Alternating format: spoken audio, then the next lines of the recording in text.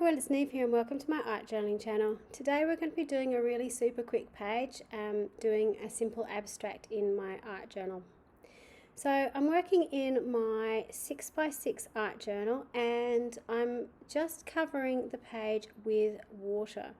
So I'm going to use my acrylic paints, kind of like watercolours in this. I'm using a really wide brush. This is one of the new Dina Wakley wide brushes.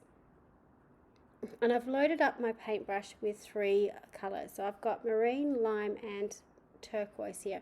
This is a technique that I saw in one of the demos from Dina Wakley, where she sort of loads up a brush.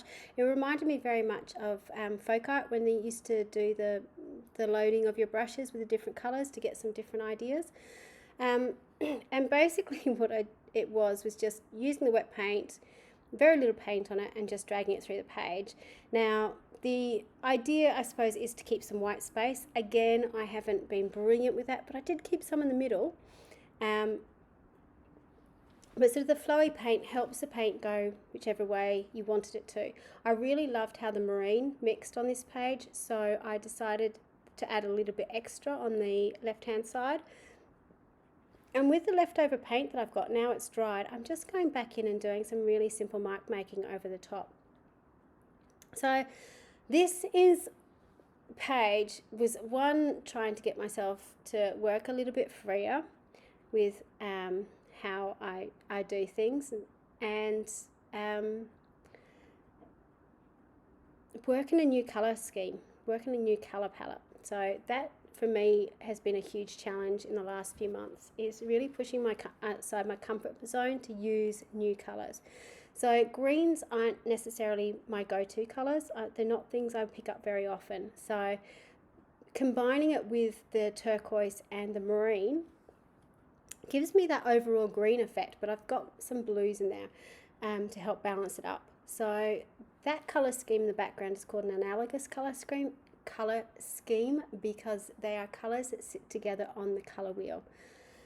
To make it look a little bit more interesting, I'm going to put in a complementary colour. So complementary colours sit opposite on the colour wheel, and in this case one of my favourite colours, fuchsia. So I'm just going in again with a flat brush, playing around with different brushes to get different shapes as well. Has been lots of fun, and just adding in these little splots of colour. So you can see I'm not really thinking about this, apart from sort of the colours I'm using, I suppose. I did some scribbly lines in the background with my Stabilo All pencil, and just sort of did some little lines to make it kind of look like barbed wire fence, I suppose, or just little scratchy lines in the background. And that flowy line through it sort of helps tie the whole page together. You'll also notice that I've done the complementary colour in 3 separate places to create kind of like a visual triangle on my page. Just the leftover paint, I've put a little bit more water on and made this sort of really watery colour background.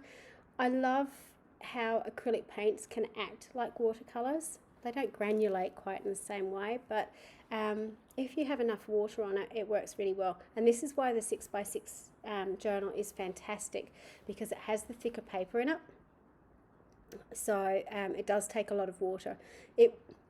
This will work in the original journal, but because the paper is a lot thinner, you will find, particularly the amount of water I used with originally, it will buckle a little bit. So if you've got a thicker watercolour paper, or the 6x6 journal, and the new denim journal has this same weight paper in it, you can sort of be really generous with the amount of water that you are using.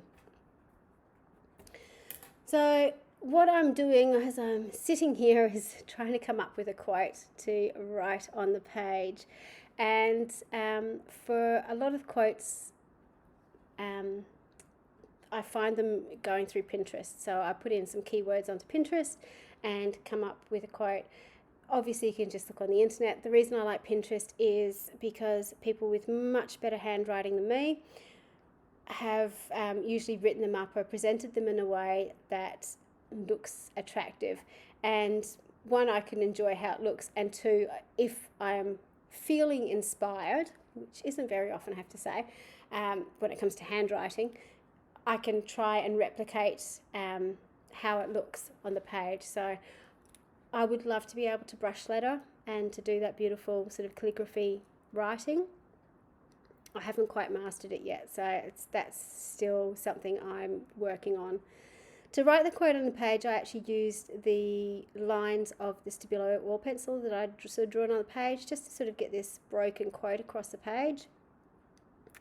And the quote was, "To live a creative life, we must love our fear of being wrong," which to me is a very powerful quote. We learn by being wrong and finding out why we went wrong and what we're going to do to fix it and all that creative problem solving. I lose our fear of being wrong, sorry.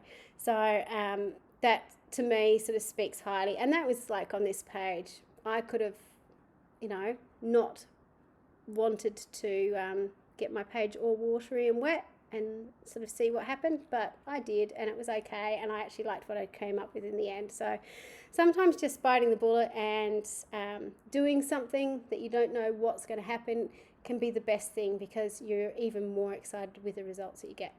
Thank you so much for watching. Until next time, bye for now.